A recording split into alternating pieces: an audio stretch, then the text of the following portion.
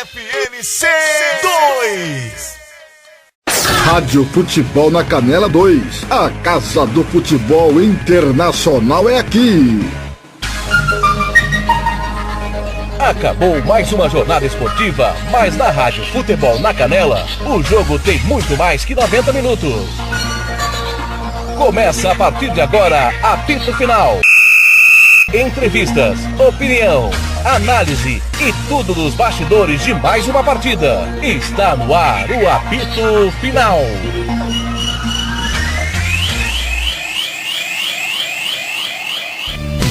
Thiago Lopes de Faria.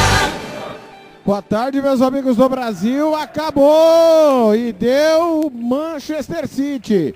Mantém o tabu, 11 anos sem perder em casa do Arsenal.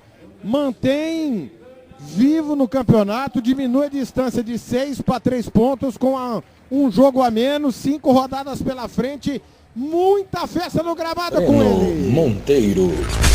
Breno Monteiro, a festa é como se fosse de título, porque é sabido por todos que agora o City só depende dele, tudo bem?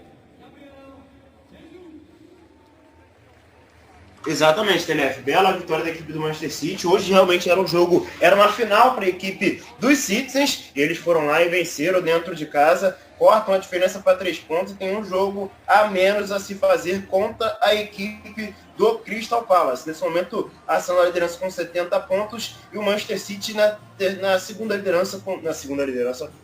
colocação com 67 pontos. 21 vitórias para a equipe do Arsenal, 7 empates, 5 derrotas, 63 gols marcados, 26 gols sofridos. Já o Manchester City com 20 vitórias, 7 empates, 5 derrotas, 65 gols marcados, 29 gols sofridos. A disputa pela Premier League da temporada 25-26 está em aberto, TLF. Os comentários e a análise é dele. Lisboa. O contraste no gramado, Eduardo. Você tá vendo, né? O semblante dos atletas do City e do Arsenal é discrepante. Tudo bem, Dudu? Pois é, TLF. E isso acabou acontecendo, principalmente depois de um segundo tempo que começou basicamente igual ao primeiro, né? O City melhor no jogo, mais intenso, subindo as linhas para buscar o ataque e tendo as chances mais perigosas no início. Né? Teve uma chance muito clara com o Haaland depois do escanteio, depois teve uma boa chance com o Doku, que finalizou para a defesa do Raya. Parecia que ia manter esse bom momento do City por mais tempo. Só que aí o Arsenal assustou 2 vezes em sequência, o que parecia que poderia não ser tão simples assim, né? Primeiro, teve a chance do Havertz num erro de saída de bola do City, o Havertz cara a cara com o Donnarumma e o goleiro italiano se redimiu do erro no gol do Havertz, do próprio Havertz, né? Acabou se redimindo, fazendo uma grande defesa e na sequência o Ezina finalizou na trave num chute da entrada da área. Então, no detalhe, o Arsenal poderia ter saído com um resultado reverso do que aconteceu, né? Que se não fosse o detalhe ali da defesa do Donnarumma, uma bola na trave, poderia ter sido diferente. Como não aconteceu, o City retoma o controle, não deixa o Arsenal crescer no jogo, mantém a posse de bola, mantém uma certa cautela ali com a posse de bola no campo de ataque, o Arsenal muito acuado naquele momento, e acaba conseguindo sair com o gol da vitória numa boa jogada construída pela esquerda, com o Doku achando o O'Reilly na área, que faz o cruzamento rasteiro para ele, para o Haaland, que já tinha desperdiçado uma no início do segundo tempo. Essa ele não ia desperdiçar, é o cara do Manchester City, dos gols do Manchester City, acaba aparecendo para fazer o que foi o gol da vitória, 2-1, e o Arsenal nesse momento tenta até de uma certa forma pressionar, até que parecia que vinha uma pressão por aí, logo depois do gol tem uma bola na trave ali na cabeçada do Gabriel Magalhães, só que acabou que não aconteceu isso, né, em boa parte da reta final do segundo tempo, porque o Arsenal até mexe, acaba colocando o Trossard, colocou o Martinelli antes no intervalo, o Ben White também entrou, mas o fato é que o Manchester City estava com o jogo muito bem controlado, mantendo a posse de bola, valorizando a sua vantagem e sem mexer, né? O Guardiola ficou boa parte da partida sem fazer substituições, optou por não mexer no time e acabou dando certo, acabou mexendo só no final, colocando o Foden, depois colocou o Nico Gonzalez com o Rodri que saiu machucado. E o fato é que o Arsenal passa a voltar a pressionar só bem na reta final do jogo mesmo, né? Depois que entra o Gyökeres, acaba tirando o Zubimendi, o Arsenal acaba ganhando um jogador mais de área na reta final, foi pro cruzamento, foi pro abafa nessa reta final. O Havertz acabou tendo uma boa chance de cabeça, acabou cabeçando para fora, mas no geral acabou sendo só um susto, uma abafa. O City, no geral, foi melhor na partida, merecidamente sai com a vitória e sai com uma moral gigantesca e, na minha visão, como o principal candidato ao título inglês nesse momento por conta do jogo a menos. Muito bem, vou fechar aqui os jogos da rodada. Temos ainda uma partida por concluir, a rodada 33. Ontem, Brentford e Fulham 0-0. Newcastle 1, Bournemouth 2. Leeds 3, Wolverhampton 0. Tottenham 2, Brighton 2. Chelsea 0, Manchester United 1. Hoje, Nottingham Forest 4, Burnley 1. Everton 1, Liverpool 2. Aston Villa 4, Sunderland 3. Manchester City 2, Arsenal 1. Amanhã, a rodada será fechada. Transmissão da Rádio Sintonia Esportiva Futebol na Canela com Crystal Palace e West Ham. Arsenal 70, Manchester City 67, Manchester United 58, Aston Villa 58, Liverpool 55. Me parece que essa vantagem de 7 pontos do Liverpool para o Chelsea é definitiva para a Champions. Chelsea 48, Brentford também 48. Assim como o Bournemouth, que também tem 48. O Chelsea está correndo o risco de nem ir a competições europeias, porque Brighton e Everton têm 47. O Sunderland 46, Fulham 45. Vejam vocês, está tudo blocado. O Crystal Palace tem 42, só que tem 2 jogos a menos. Um amanhã e outro com o Manchester City. Também pode chegar à Europa League, que é a posição que está o Chelsea. Lá embaixo cairiam Tottenham 31, Burnley 20, Wolverhampton 17. Burnley e Wolverhampton já foram, né? Tottenham tem 31, West Ham 32, joga amanhã. Nottingham Forest 36 e o Leeds United chegou a 39. Me parece que vai ficar para Nottingham Forest, o West Ham e Tottenham essa última vaga. E o Tottenham afundando, né? Impressionante como está afundando o time londrino. O meu caro Breno Monteiro, lá embaixo o Tottenham é o grande favorito à queda, ou você acredita que Nottingham Forest e West Ham podem cair e estão à frente do Tottenham nesse quesito? Olha, Té, sinceramente, eu acho que o Tottenham é o grande favorito a cair sim, junto a Burnley e o Wolverhampton. Óbvio que tem muita coisa para acontecer. Acho que o Forest hoje conseguiu dar uma respirada, né? Abriu 5 de vantagem em relação à equipe do Tottenham. O Tottenham ia vencendo o jogo até o último minuto, né, contra a equipe do Brighton, e acabou tomando um gol que a gente costuma dizer, que a gente que é do meio do futebol costuma dizer que é gol de time rebaixado, né?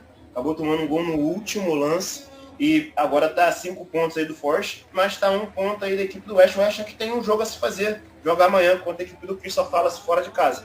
Vamos ver como é que vai ficar esse cenário, porque se o West Ham vence amanhã, vai a 35 e abre 4 de vantagem em relação à equipe do Tottenham. Então o Tottenham realmente está perigando muito cair nessa Premier League e acho sim que é o grande favorito. Está no limbo, está seguindo toda a cartilha, aquela cartilha que a gente fala para um time que quer ser rebaixado. E o Tottenham está muito próximo disso, sinceramente. Acho que é o favorito desses 3 para cair sim. Muito bem. Quero informar que lá no José Alvalade o Sporting tem pênalti marcado a seu favor. Tá 0-0 o jogo com o Benfica. Ô Eduardo, vamos para a sequência de cada time.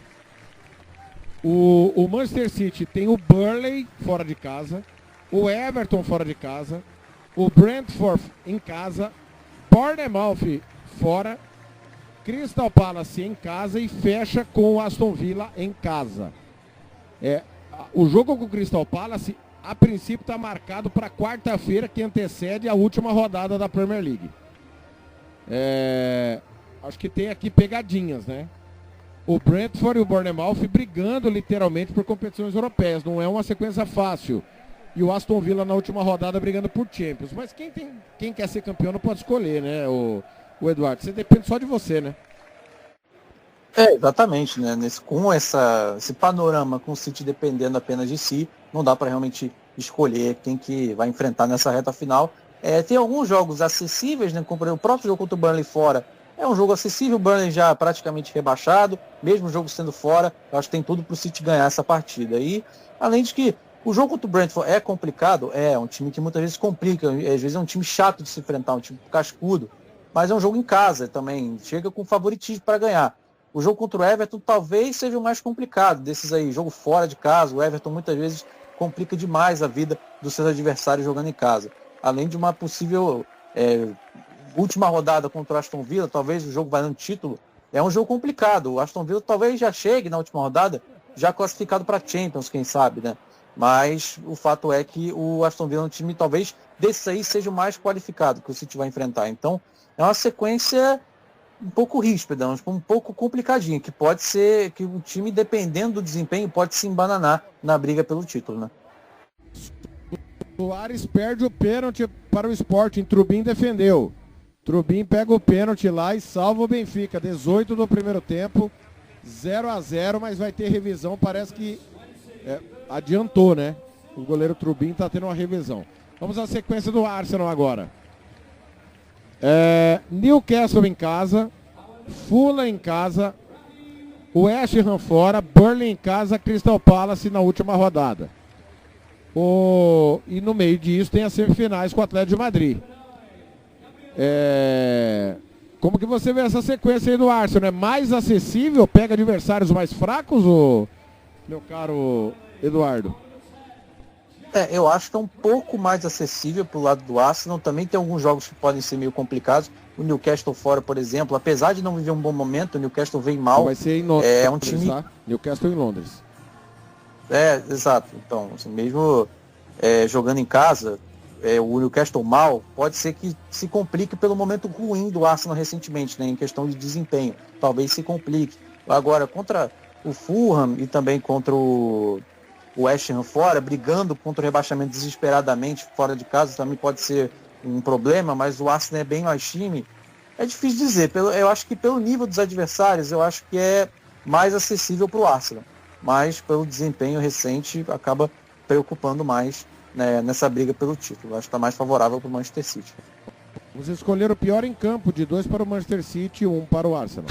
Agora você vai saber, na opinião da equipe Futebol na Canela, quem foi bom, ótimo, regular ou péssimo, o pífio e o patético do jogo. Eu vou no Semenil. Errou tudo que tentou hoje. Breno Monteiro. Eu vou de Gabriel Magalhães. Sinceramente, para mim, foi o pior em campo. Para mim, ele erra no lance do primeiro gol, na abordagem ao Cherki. No segundo gol também, o Haaland consegue tomar a frente dele com facilidade. Então, para mim, esteve envolvido nos 2 gols do Manchester City. Né? Fora dos outros embates que ele também não foi bem. Então, para mim, vou de Gabriel Magalhães. Um abraço para o nosso companheiro Taylor Leão. Parabéns, Arsenal. Arsenalizou de novo. Eduardo, quem você escolhe? Eu vou te acompanhar, TLF. Para mim, o Semenyo foi o pior em campo. Acho que muito principalmente pelo City. Foi o time que mais atacou durante o jogo. Ele muitas vezes apareceu para receber e muitas vezes errava individualmente, né? Seja no último passe, seja num domínio também, que ele ia sair cara a cara com o Raya no lance específico. Então, pela quantidade de erros também, pela quantidade de vezes que apareceu para ter um momento importante e acabou falhando, eu vou no Semenyo como o pior em campo. E agora, na Rádio Futebol na Canela, você vai conhecer o melhor jogador em campo. A equipe da Rádio Futebol na Canela vai eleger o craque do jogo e o escolhido vai levar o troféu. Marcelo da Silva, o professor. Marcelo da Silva. Eu vou do Bernardo Silva. Conduziu o time, motorzinho no meio campo, quase marcou um gol olímpico 4 vezes. Para mim o Gajo foi o melhor em campo. E para você, Breno?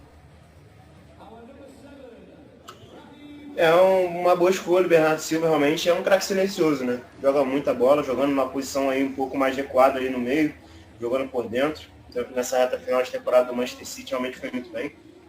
Destaque também para o Nico Riley, mais uma partida, uma boa, grande partida do moleque, que realmente muita personalidade, assumiu essa lateral esquerda e não perdeu mais a posição, mas eu vou de Ryan Cherki. Para mim, o melhor em campo foi o camisa número 10 da equipe do City.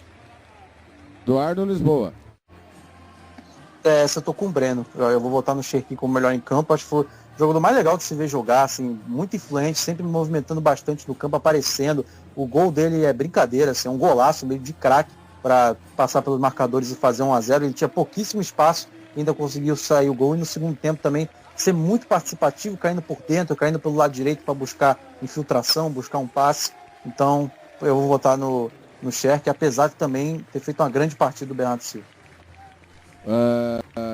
Acho que a culpa é minha nessa. Falei no Cacete Planeta Bola que poderia entregar o título ao Arsenal. Deu no que deu, diz o Taylor. Pois é, Taylor. Isso é muito pé frio. Grande Breno Monteiro, destaque final.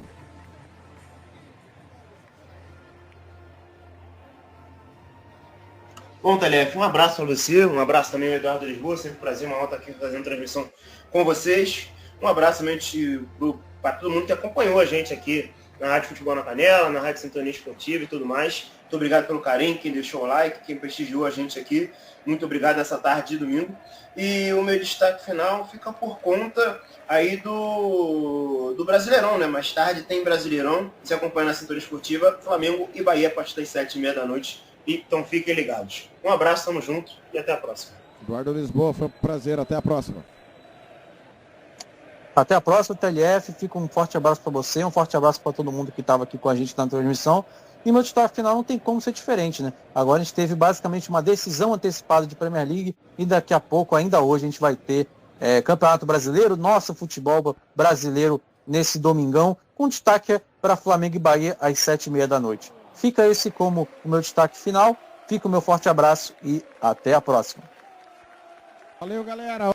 Tá chegando o Campeonato Grego, Panathinaikos e Olympiacos na sequência. Depois tem River e Boca aqui na Rádio Futebol na Canela 2. Flamengo e Bahia mais tarde para fechar América de Cali e Milionários é campeonato colombiano. Lá na Rádio Futebol na Canela tá rolando o clássico português, Sport e Benfica, tá 0x0, Sport perdeu um pênalti e agora o Benfica tem um pênalti para bater. Valeu, valeu demais. A gente se encontra na programação dos canais da Rádio Futebol na Canela e Sintonia Esportiva. Aqui deu o Manchester City. 2 para o City, 1 para o Arsenal. Canais da Rádio Futebol na Canela e Sintonia Esportiva na cobertura da Premier League.